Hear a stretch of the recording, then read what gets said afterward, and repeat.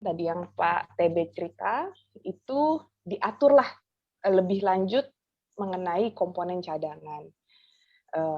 Ditujukan katanya untuk menghadapi ancaman militer dan ancaman hibrida. Di sini ada dua hal. Bingung, nanti kita bahas lebih lanjut. Nah, yang kedua, ada terdiri dari 4, ada kategorinya, ada warga negara, sumber daya manusia, sumber daya alam, sumber daya buatan, sarana dan prasarana nasional. Nah, kemudian apa sih setelah itu, apa yang terjadi? Nah, komponen cadangan ini nanti akan dikelompokkan menjadi 3 matra di dalam komponen utama. Ya, komponen utamanya kan TNI, jadi ada matra darat, laut, dan udara. Nah, jadi ntar sumber daya alam, sumber daya buatan, warga negara, semua diklasifikasikan masuk mana sih, matra darat, laut, atau udara. Nah, itu cerita singkatnya yang saya pikir kita semua perlu sama-sama jejak ya di sini ya. Di undang-undang yang merujukannya ada Undang-Undang Pertahanan, PSDN, Undang-Undang PSDN, yang paling terbaru adalah PP mengenai PSDN nomor 3 tahun 2021. Nah, kemudian apa masalah yang muncul dari pengaturan komponen cadangan itu di Indonesia? Dalam kesempatan ini saya mengajukan 3 permasalahan. Yang pertama adalah persoalan ambiguitas tujuan, yang kedua adalah permasalahan efektivitas, yang ketiga adalah permasalahan prioritas, yang pada akhirnya akan merujuk pada militerisasi. Kenapa begitu? Kita bahas satu-satu setelah ini. Yang pertama adalah persoalan ambiguitas tujuan. Nah, di sini tadi yang kalau bingung soal ancaman ya. Jadi di awalnya di Undang-Undang Pertahanan itu nomor 3, setelah bicara mengenai sistem pertahanan negara, komponen utama, cadangan, dan pendukung, ada pasal 7 yang bilang bahwa kalau itu ancaman militer, yang menjadi komponen utama itu TNI, dan yang lain menjadi komponen cadangan. Sederhananya begitu.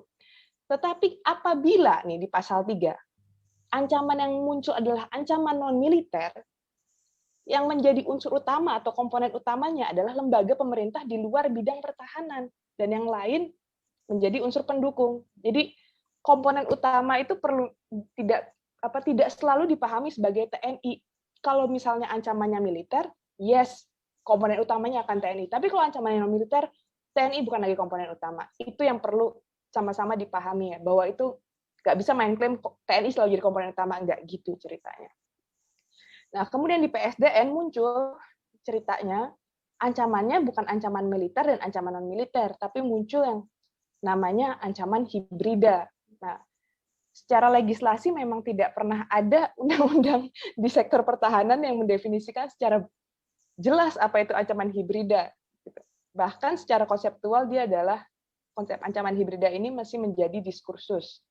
Jadi pemerintah Indonesia perlu membuat sebenarnya definisi operasional dari ancaman hibrida itu sendiri. Nah, tadi selanjutnya poinnya adalah kalau untuk menghadapi ancaman militer, Komcat menjadi komponen mendukung dari komponen utama atau TNI itu sendiri udah cukup jelas ya. Lalu bagaimana dengan ancaman hibrida? Nah, ancaman hibrida itu seperti yang tadi dibilang secara konsep juga masih masih menjadi perdebatan, sehingga di mana sih batasnya ancaman hibrida? Apa yang dimaksud ancaman hibrida? Di PP-nya atau di PSDN kalau nggak salah itu mereka cuma bilang campuran antara ancaman militer dan ancaman non militer. Sementara kalau di konsep itu lebih banyak bicara mengenai dia ada perang konvensionalnya juga, tetapi ada irreguler, ada soal kriminalitas atau terorisme, ada persoalan cyber yang bergabung di dalam satu konteks peperangan. Sebenarnya konsep dari ancaman hibrida ini muncul ketika Ukraina menyerang aneksasi Crimea dan kemudian berlanjut sama Ukraina dan lain-lain. Muncul istilah ancaman hibrida tuh dari situ. Nah, jadi tidak hanya ancaman militer tapi gabungan dari tidak hanya instrumen militer yang digunakan tapi gabungan dari instrumen diplomatik, instrumen intelijen, instrumen cyber, kemudian banyak hal digabung jadi satu, itu yang dinamakan ancaman hibrida. Jadi sulit kan memang mendefinisikan mana nih yang ancaman hibrida itu yang mana. Nah, itu kalau tidak ada definisi batas operasionalnya, siapa yang menentukan itu akan menjadi pasal karet yang bisa kemana-mana, semua kena. Itu bahaya yang nomor 1. Bahaya nomor 2 adalah mengingat sifat dari ancaman hibrida yang tidak melulu juga soal militer. Militer cuma salah satu instrumennya. mestinya TNI tidak selalu menjadi komponen utama. Seperti yang saya bilang tadi, kalau Putih, ada Pak Najib, baru ketemu saya, salam kenal Pak, dan ada Pak TB juga tadi yang sudah memberikan materi sangat menarik ya. Saya ada bahan supaya bisa fokus aja. Apa boleh untuk share screen bisa saya share screen? Iya. Masih disabled oleh host katanya. Iya. Mel boleh tolong?